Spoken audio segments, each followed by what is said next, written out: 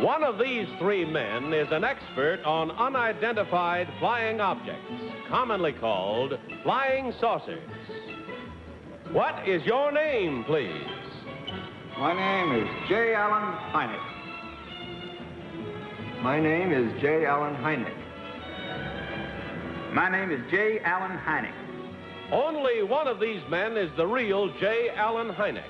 The other two are imposters and will try to fool this panel. Tom Poston, Peggy Cass, Orson Bean, and Kitty Carlisle. On To Tell the Truth with your host, Bud Collier.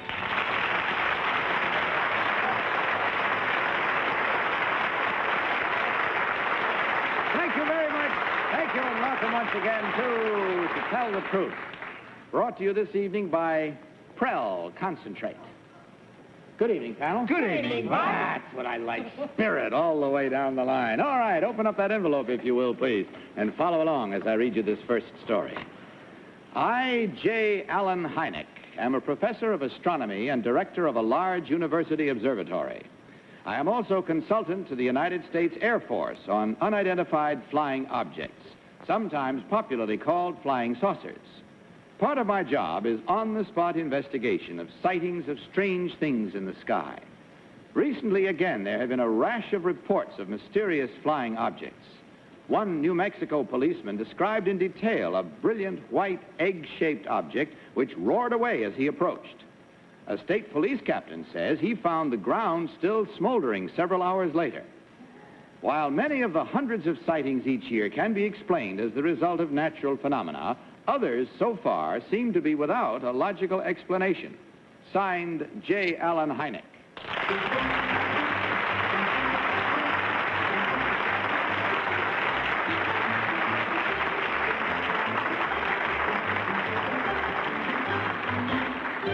Panel, these three gentlemen all claim to be Dr. J. Allen Hynek, astronomer and Air Force consultant on UFOs, or unidentified flying objects. Let's start this questioning with Tom Poston, if we may, Tom. Oh, yes. Thank you, Bud. I'll ask number 3 if there's been any photographic evidence of UFO. There's been a lot of photographic evidence, but none that we can definitely pinpoint and say this is extraterrestrial. Extraterrestrial? Terrestrial? From someplace other than the planet Earth. Thank you. Number 2, has there been any real tactile evidence? Has anybody been hurt, injured, or touched any of these unidentified flying objects in the air, on the ground? To the best of my knowledge, no. Number 1, has there been any radar evidence that you know of? No, none that I've heard of or that come to my attention through the Air Force. Oh, thank you. Peggy Cass. Thank you. Number 3, do you think people drive these white egg-shaped things? I mean, people from outer space? You won't find anybody who's a consultant to the Air Force, Miss Cass, who will give you an affirmative answer on that. Oh, well, that takes care of me. Number 2, who's Long John Neville? I think he's a radio announcer. Thank you. Number 1, have there been many things that you think came from outer space in the last, say, year? I have an open mind on it. There's no evidence to support whether they came from outer space or not. There are 15 or 16 cases during 1963 that have not as yet been thoroughly investigated. There's no good answer to them one way or the other. And number 2, this New Mexico police... Orson Bean. Yes, number 1, who coined the expression UFO, unidentified flying object? It was during a newspaper interview after a man named Kenneth Arnold sighted 9 objects flying off around near Mount Rainier. Number 3, who that used to write for the magazine Variety wrote a book about UFO? I have no idea. Number 2, do you know? No, I don't. Number 1? No. Number 2, now, just off the cuff, just between you and me, do you think there's any of them little greenies in the egg-shaped things? I won't tell the Air Force. I don't have any information that there are, no. Number 1, now... Kitty Carlisle. Number 2, do you know who Gerald Hurd is? What? Yes, he is a science fiction writer, I believe, in England. Number one, this flying object that the New Mexico policeman cited was built like an upside-down bathtub, I read, that glowed. And it said it could have been one of those things that the Air Force is doing that takes off sort of like that. You know. Sort of like what? Number one understands. Is that possible? I hardly think so, but well, we have to keep an open mind. Number three, there have been a lot of phenomena around Fort Knox, and it had been suggested that there was a concentration of gold there that created some kind of odd things. Is that possible? I think what you mean is there have been a lot of reports from the Fort Knox area, and this may be because people in that area suspect that people might be after the gold. Uh-huh. And that's it. Time for you now to take your flying objects in hand and mark your ballots, if you will, panel. Mark them at once. Without consultation, simply vote now, if you will, for number 1, for number 2, or for number 3. And our team of challengers will receive the usual $250 for every incorrect vote. All ballots marked, panel? All right, Tom, for whom did you vote? I voted for number 3. He seemed like a kind of a no-nonsense fella. I guess they all did, but I voted for number 3. Peggy, which one did you select? Well, I would think number 3 was a professor because he acts like a lot of teachers I used to have, but I voted for number 1 because, I don't know, he seems so sincere. Horse and Bean, which one do you think is the real one? I voted for number 2 because I think Long John Neville has a show. I heard it just the other night. There was some poor wretch on claiming to have been to Venus. He gets have been there. So I don't think anyone who knows about UFO would say, I think he's a radio announcer. He would know. And I think, therefore, number 2 was trying to throw us off by appearing. Sorry, friends. Tune in tomorrow. Kitty Carlisle. Well, I voted for number 2. I think they were all absolutely remarkable, but Gerald Hurd is a man who wrote a famous book about flying saucers and unidentified objects, and number 1 was marvelous, but I'm for number 2. Very well, that splits the vote about as widely as it can be split.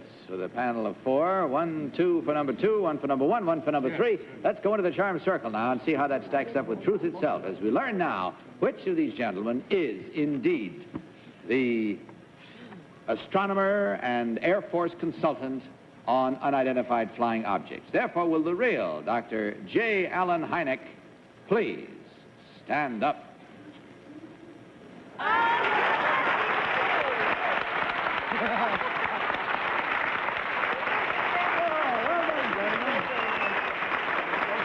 Very well done. Just to set the record straight, Dr. Hynek is chairman of the Department of Astronomy at Northwestern University and director of the Lindheimer Astronomic Research Center. Very, very pleased to have you with us, Doctor. Number 1, what is your real name and what do you really do? My name is Frank Amy. I have my own engineering firm in Hopewell Junction, New York. Tank firm. Thank you, sir. Number 3, what is your real name and what do you do? My name is Barry Farber, and I do a local interview program on WOR.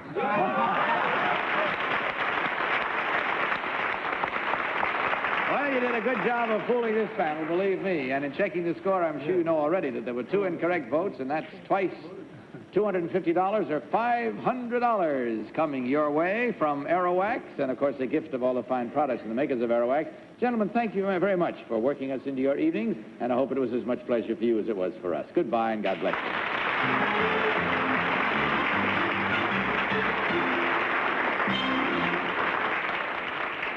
Before we go any further, I want to tell you guys and gals something. If you haven't visited the World's Fair yet, you're out of your everlasting minds, because this is the most exciting, thrilling, unbelievable place I've ever been. Where is it, Bud? Is it? You didn't know. Go out there and see it for yourself. It's just the greatest. I'm terribly excited. Henry Morgan and I snuck in 2 days before it was open. We said we're from television and walked on through. It's amazing. Bring cards and everything. I believe so. Bring 2 pairs of shoes. Yeah, that's right. And we'll be back in just a moment with another team of challengers after this message of interest.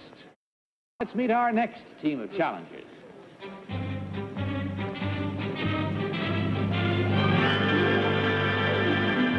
What is your name, please? My name is Joyce Toyota. My name is Joyce Toyota.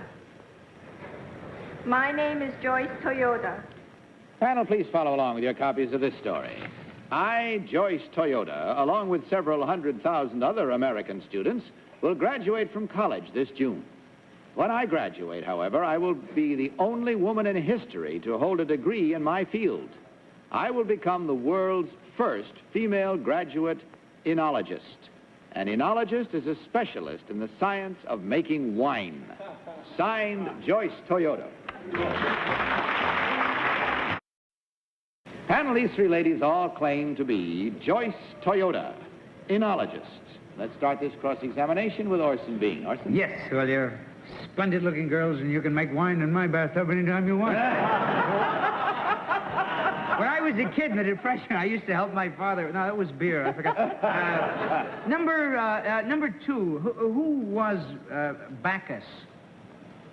Who's Bacchus? Bacchus. Irving Bacchus. He has a small one. Number one, do you know who Bacchus was? I believe he was the god of wine. The god of wine, indeed, he was, my dear. Father of Jim Bacchus. That's right. Winemaker. Number three, how do you get those big corks in the bottle, or isn't that part of your field? No, it's just pressed into it. How do they press them? I mean, like this, because then they... It's done Both by hands. machine. Oh. Kitty. Number one, the winemaking has changed considerably in our time. Do you believe that it was better to press the grapes with the feet? Was awfully hard on the feet. Number got two. drunk all the time. The seeds hurt. What is the difference in the base of spirits and wine?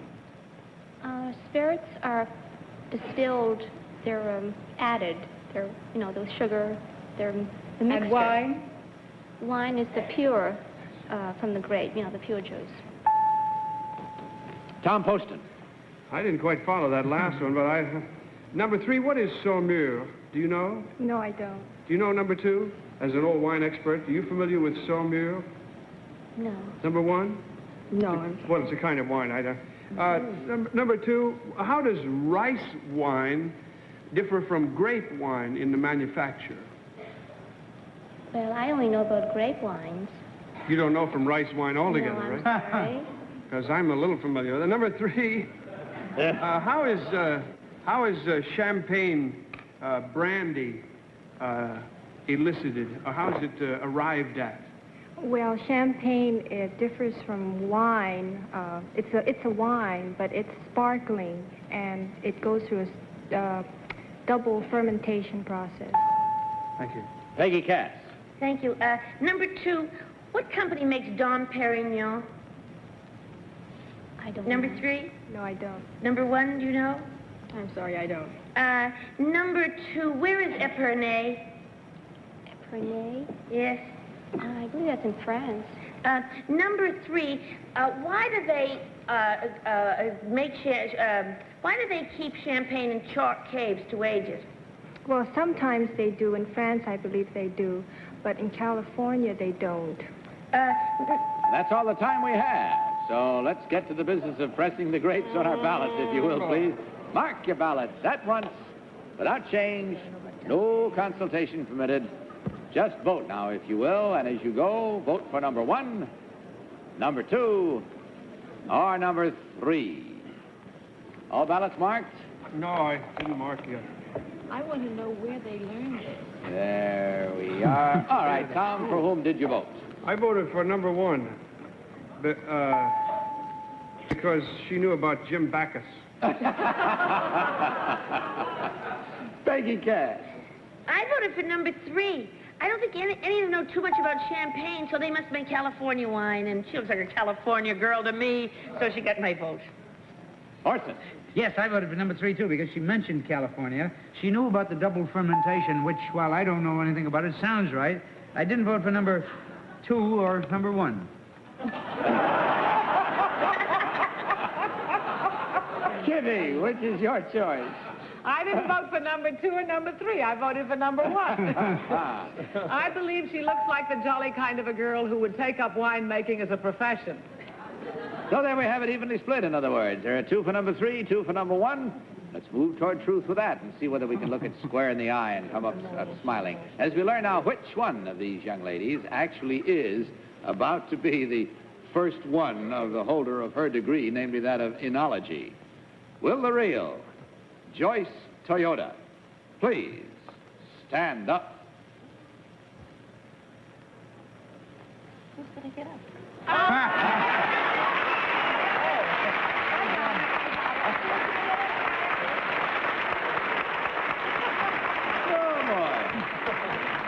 Incidentally, on June 11th, Miss Toyota will receive her degree in Enology from Fresno State College in Fresno, California. Oh, yeah, they got a lot of grape stompers out there. Yeah, they sure. My friend Sutton-Sitch is a grape stomper out there. Who's that? He wore purple socks for... nobody knew he didn't have socks on. Oh, Number 2, what is your real name and what do you really do? I work at the City Squire Motor Inn in New York, and my name is Susie Wong.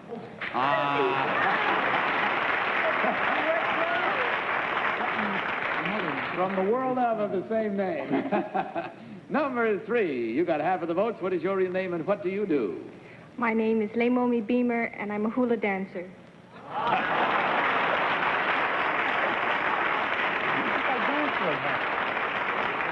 You have to go catch her act, and you'll see that her feet are not purple. Checking the score, ladies, we know now that there were 2 incorrect votes, and at $250 each, that's $500 coming your way. Of course, from Aerowax, as is everything else tonight, and a gift package from the fine makers of all their fine products of Aerowax. We thank you for joining us. Hope you had a good time. Goodbye, and God bless you.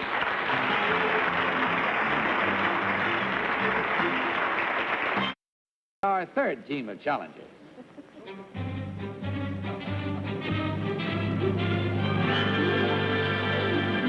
What is your name, please? My name is Fordham Flower. My name is Fordham Flower. My name is Fordham Flower. Please follow along with me, panel, if you will. I, Sir Fordham Flower, am executive head of the Royal Shakespeare Theatre in Stratford-on-Avon, England. Although Flower is a well-known name in British brewing circles, my family has been intimately connected with the Royal Shakespeare Theatre for 5 generations, ever since it was founded by my great-grandfather 100 years ago. This year, on the occasion of the 400th anniversary of Shakespeare's birth, the theater has sent part of its company on a goodwill tour. We are currently playing at the New York State Theater in Lincoln Center.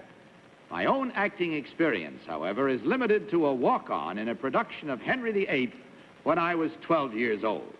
Signed, Sir Fordham Flower.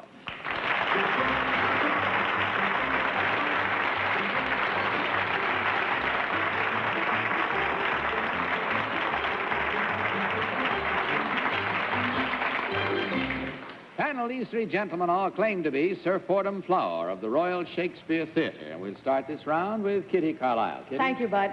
Number 2, what are the color of the seats in the auditorium at Stratford? Red. Number 3, do they have boxes? Yes, they do. Number 1, where is Warwick? Warwick is the county in which Stratford-on-Avon is situated. Where's the castle? The castle is at Warwick. Number 2, how far from Stratford? 8 miles. Number 3, what is the name of your brewery? Flowers Brewery. Where is it situated, number 1? Stratford-on-Avon. Do you run this, number 2? Yes. Then you know a great deal about brewing. A certain amount. Number 3, how long does it take to brew a decent beer?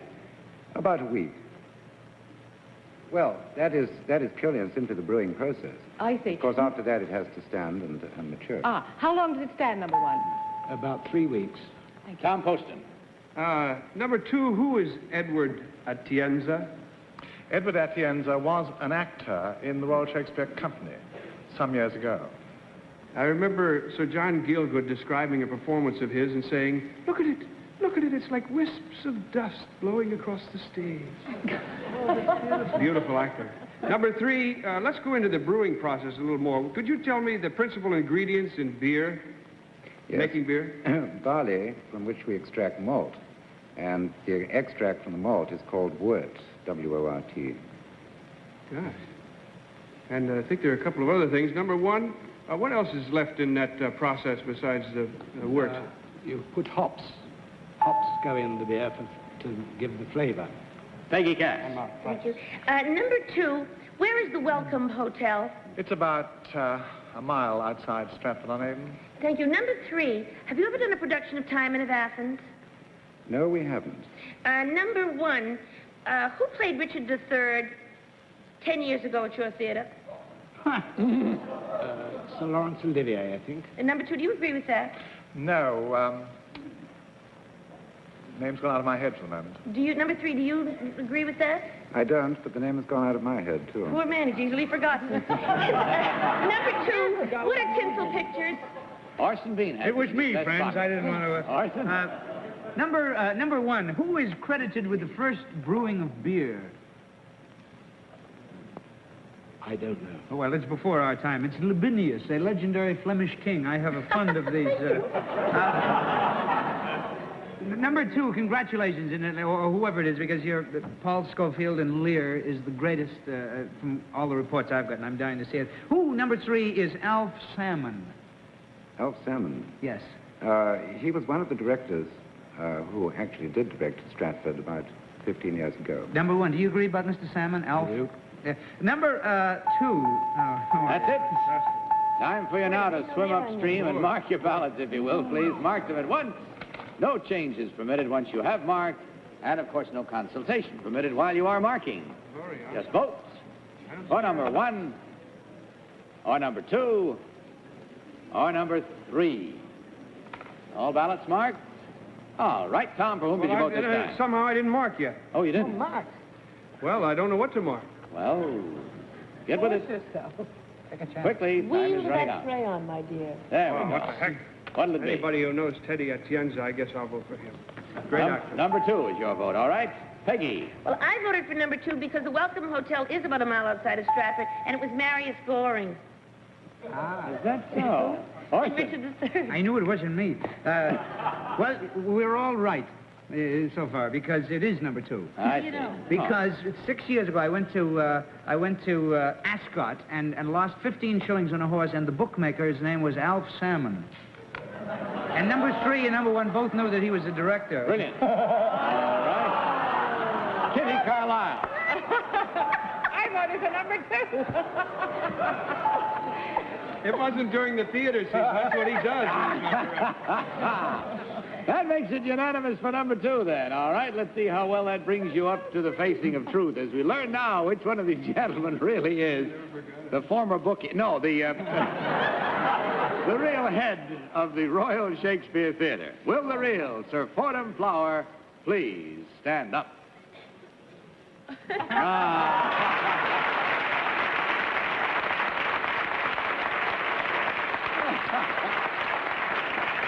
Great pleasure indeed to have you with us, sir, believe me. Oh, wonderful. It's the best answers I've ever seen. That doesn't make them feel much better when you all voted for the right one, I'll tell you that. Number 1, what is your real name, sir, and what do you really do? My real name is Sidney Jones. I'm the manager of the Cunard Steamship Company Limited, Uptown office in New York. And number 3, what is your real name and what do you do, sir? My name is Robin Pierce, and I work for Sears Roebuck and Company. Well, gentlemen, we checked the score and find that the panel was too smart this last time. Therefore, there were no incorrect votes, but in that case, $150 comes your way in any event. And that comes from Aerowax, as well as a gift package of all the fine products from the makers of Aerowax. And our sincere hope that any differential in money may have been more than made up for by the joy of your experience here. You certainly gave a nice time to us, and we hope you look back upon it happily, too. Goodbye, and God bless you.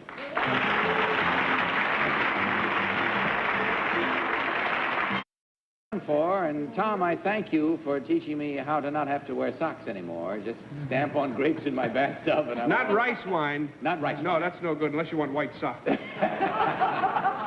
you all for the great joy you always bring to me, at least. I know you bring it to everyone else, too. And we see you next week, and see you next week, too, at the same time. And also, I'll be with you tomorrow afternoon on the daytime show. In the meantime, speaking for Aerowax, may I say not only good night, but may I remind you once again to tell the truth. Good night, everybody.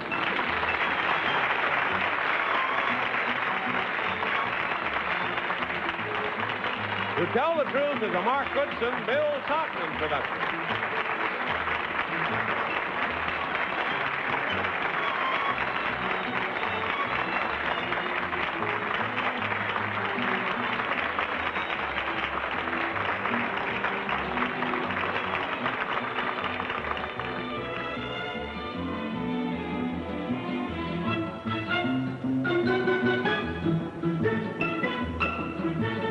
To Tell the Truth has been brought to you tonight by new Aerowax with jet-age plastic for the tough, long-lasting shine that never yellows.